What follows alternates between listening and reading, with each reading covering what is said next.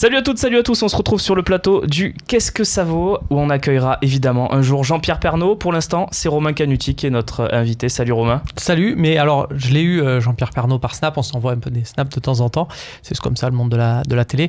Et il m'a promis qu'il viendrait sur ce plateau. Ça fait plaisir d'ailleurs de le retrouver, ce plateau, ça fait longtemps qu'on n'y était plus, donc ça fait plaisir. Et on risque d'y être souvent pendant le mois d'août, évidemment, Romain. Aujourd'hui, c'est Wilfried Bony, 28 ans, international ivoirien, qui passe à la caisse, comme on pourrait dire. Romain, Wilfried Bony, c'est une rumeur crédible, selon toi ? Oui, alors on sait qu'il y a beaucoup de pistes à l'Olympique de Marseille. Wilfried Bony, en termes de potentiel, c'est un très très grand attaquant en Europe. C'est vraiment quelqu'un qui peut correspondre à ce que cherche Rudy Garcia. Mais attention, dans ce que je te dis, c'est en termes de potentiel. Oui. Parce que le Bony de Swansea qui plantait but sur but, c'est quelque chose. Celui à Manchester City qui est dans le dur, c'en est une autre. C'est vrai que l'attaquant de Swansea était un grand attaquant. Celui de Manchester City, c'est un grand attaquant, mais qui a coulé. Qui a complètement sombré. On va voir ça avec des statistiques, si tu le veux bien, Romain.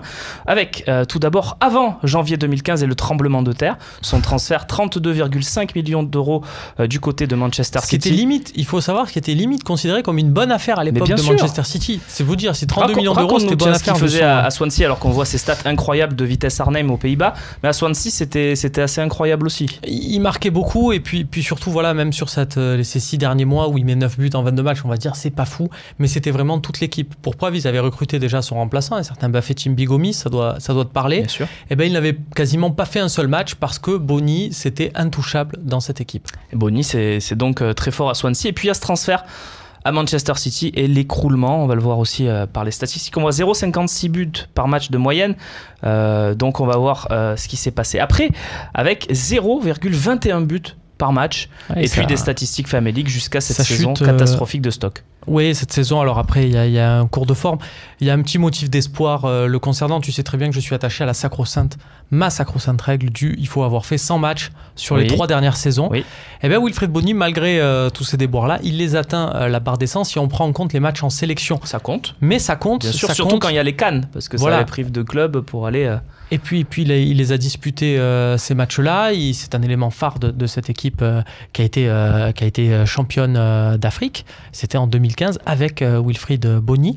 Donc voilà, c'est quand même un élément à prendre en considération. Il a quand même fait 100 matchs sur les 3 dernières années. Donc voilà, on vous a présenté la carrière, entre guillemets, les quelques dernières années de Wilfried Bony.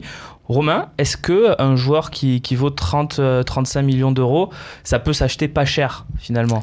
Et c'est bien le problème, c'est que j'ai regardé un peu en Europe sur les parce joueurs qui sont un joueur pas trop cher non plus forcément. Bony, on n'a pas envie de mettre 25 millions dessus, quoi. Voilà, parce qu'il y a beaucoup de risques et il y a beaucoup d'inconnus. Le problème, c'est que j'ai l'impression que dans le monde des transferts, à partir du moment où tu as coûté un jour 35 millions d'euros, tu coûtes toujours 35 millions d'euros. C'est très bizarre, mais c'est comme ça.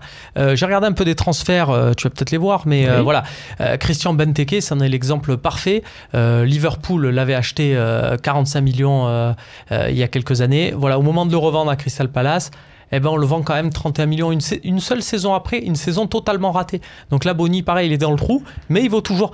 Carroll, tu te souviens forcément d'Andy Carroll qui était censé succéder à Fernando Torres à Liverpool. Ça paraissait d'ailleurs à l'époque un prix incroyable, 41 millions, alors qu'aujourd'hui, dans le mercato d'aujourd'hui, 41 millions d'euros. C'est rien, on est d'accord. Voilà. Eh bien, il a quand même été vendu 17 millions à West Ham après une saison en prêt, alors qu'il était blessé. Enfin, après 2 ou 3 saisons catastrophiques. Mario, j'ai regardé aussi, pas seulement en Angleterre, mais regarde Mario Götze, qui jouait, donc avait quitté le Bayern, qui avait quitté Dortmund pour le Bayern.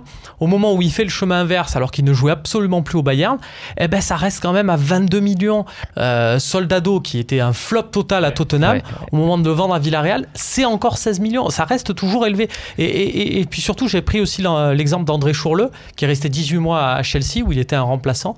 Mais quand c'est un club anglais, comme ils ont les moyens de se dire, bah tiens, s'il faut, on le garde, eh ben, c'est quand même vendu. C'est même vendu plus cher à Wolfsburg pour son retour au pays du champion du monde. Mais bon joueur, Chourleux. Moi, j'aime bien. Très bon joueur, bien sûr, pas pareil. Mais ce que tu essaies de nous dire, c'est que Bony, ça vaut pas 5 millions d'euros, quoi. Bony, voilà, même s'il est dans le trou, qui sort d'une saison très décevante, ça vaut beaucoup plus parce que les gens ont toujours à l'esprit, les clubs notamment, le potentiel du joueur. Et c'est un potentiel d'un joueur qui peut mettre 30 buts dans une saison. Très bien. Toute compétition confondue. Bien évidemment.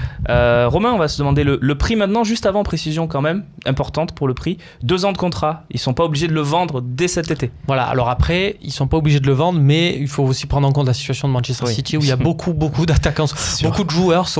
Je pense qu'eux, ils ont 100 joueurs quasiment sous contrat. Tout à fait. Donc il y a un moment donné où il faut aussi en vendre, ne serait-ce que pour le fair play financier. Je te propose un petit roulement de tambour, évidemment, le classique.